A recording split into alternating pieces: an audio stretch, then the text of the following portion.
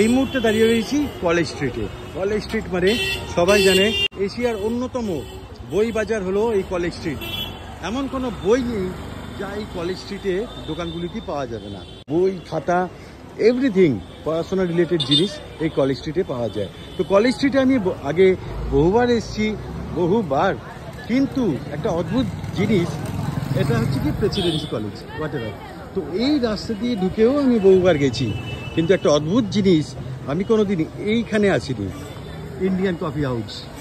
Indian coffee house মানেই সেই মান্নাদের বিখ্যাত গান, কফি হাউসের সেই আড্ডাটা আজ আর নেই, সেটা এই কফি হাউসকে ভেবেই লেখা। এখানে দুপুর 12টা থেকে রাত 8টা অবধি খোলা থাকে। আমি আজকে ফার্স্ট টাইম এই ইন্ডিয়ান কফি হাউসে ঢুকবো। ওপরে ইন্ডিয়ান কফি হাউস লেখাটা একদম পুরনো, আর এই নতুন লেখাটা বোধহয় এটা রিসেন্ট হয়েছে। যাই হোক, আমি এমনি বহু বছর পর কলেজ স্ট্রিট এলাম, তো যাওয়া যাক। কলকাতার ঐতিহ্য, পশ্চিমবঙ্গের ঐতিহ্য, এশিয়ার ঐতিহ্য, ভারতের ঐতিহ্য, ইন্ডিয়ান কফি হাউস। তো এখান থেকে এন্ট্রেন্স নিয়ে এই সিঁড়ি দিয়ে এই ওপরে যাওয়া। অ্যাকচুয়ালি এটা দোতলায়। কফি হাউসে ঢুকতেই ডান দিকের দেওয়ালে কিন্তু এই ডিজাইন চোখে পড়বে। এগুলো মোস্ট অফলি মাটির, কাঠের নয়, এরকম কিন্তু ডিজাইন করা। একটা আর্টিস্টিক ব্যাপার আছে। কফি হাউস মানেই আর্ট, কফি হাউস মানেই শিল্প, আর কফি হাউস মানে একটা অন্যরকম ফিলিংস আর কি। পৌঁছে গেছি কফি হাউস। এই হচ্ছে এন্ট্রেন্স, যাবো ভেতরে। তার আগে এই অ্যাম্বিয়েন্সটা দেখি, জীবনে প্রথম দেখা। এতদিন নাম শুনেছি, এত গান শুনেছি, কিন্তু আজ অব্দি জীবনে আসা হয়নি। ফার্স্ট টাইম আসা সেই ঐতিহাসিক কফি হাউস। তো কফি হাউসের ভেতরে চলে এসেছি। ওই যে দোতলাতেও সিটিং অ্যারেঞ্জমেন্ট রয়েছে, নিচেও রয়েছে। অসাধারণ এখানকার যারা সার্ভ করছে তাদের ড্রেস, দারুণ অ্যাম্বিয়েন্স এবং দারুণ ফিল হচ্ছে, অনুভূতি হচ্ছে জীবনে ফার্স্ট টাইম কফি হাউসে আসতে পারার জন্য। জাস্ট অসাধারণ। এখান থেকে বেরিয়ে এই সিঁড়ি দিয়ে আবার এর উপরে যাওয়া যায়, তো সেটাই যাব। এটা অন্যরকম ফিলিংস, সিরিয়াসলি। ফার্স্ট টাইম এলে এরকমই হয়। এত নাম, এত গান, এত সব কিছু, আর এই ফার্স্ট টাইম আসাটা এটা অন্যরকম ব্যাপার।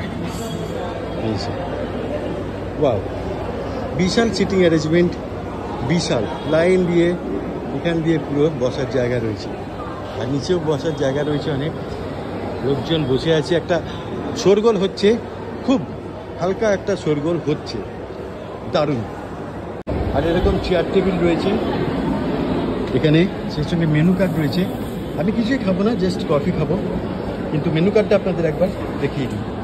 যারা এসছেন তারা তো সবই জানেন, আর যারা আসেননি আমার মতন তাদের জন্য এই ভিডিও। ইনফরমেশান পেলাম 1958 সালে এই কফি হাউস কিন্তু ওপেন হয়। আর আমাকে এক দাদা সাজেস্ট করলো স্পেশাল হট কফি খেতে।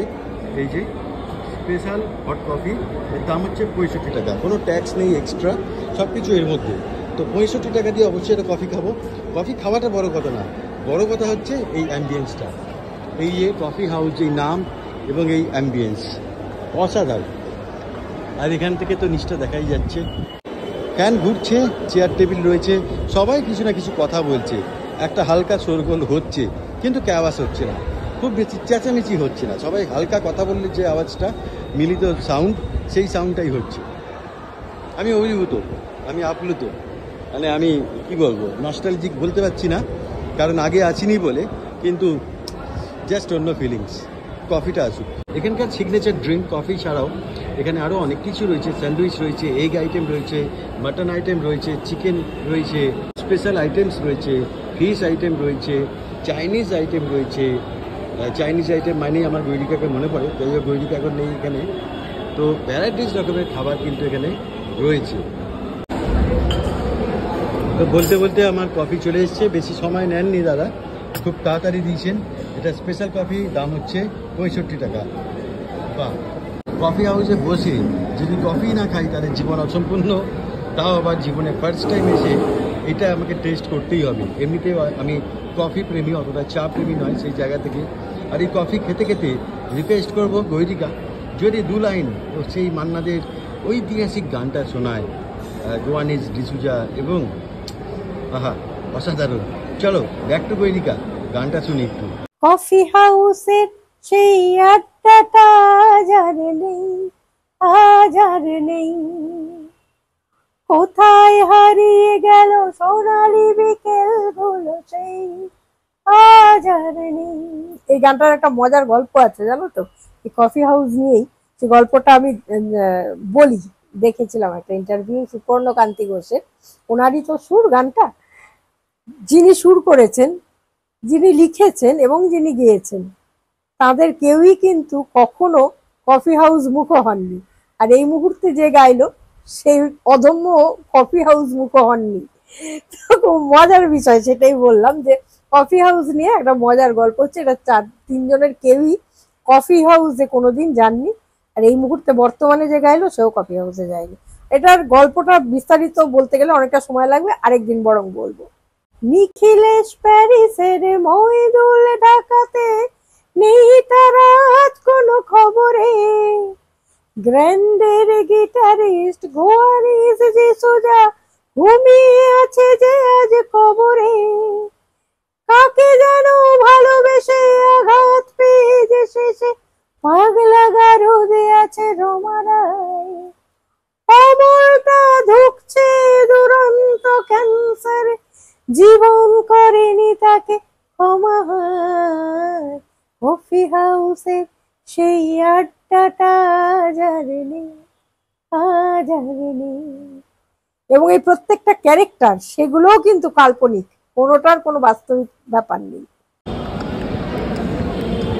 বাড়িতে গৈরিকার মতন বউ থাকলে, গৈরিকার মতন সিঙ্গার থাকলে, এরকম সিচুয়েশনে গান কোন গানটা যাবে এবং গান গাওয়ার ব্যাপারে গৈরিকা একদম সিদ্ধ আসতো। তো থ্যাংক ইউ গৈরিকা এই গানটা শোনাবার জন্য। ফাটাফাটি ব্যাক টু কফি। কফিটাও কিন্তু বেশ টেস্টি, দারুণ। চিনি আমাকে এক্সট্রা নিতে হয়নি, একদম পারফেক্ট। ভবিষ্যতে আবার কখনো কলেজ স্ট্রিট এলে আমি এই কফি হাউসের জন্য 30 মিনিট বরাদ্দ রাখবো। এখানে বসে এক কাপ কফি আর এই পরিবেশ এনজয় করা একটা অন্যরকম এক্সপিরিয়েন্স জীবনের।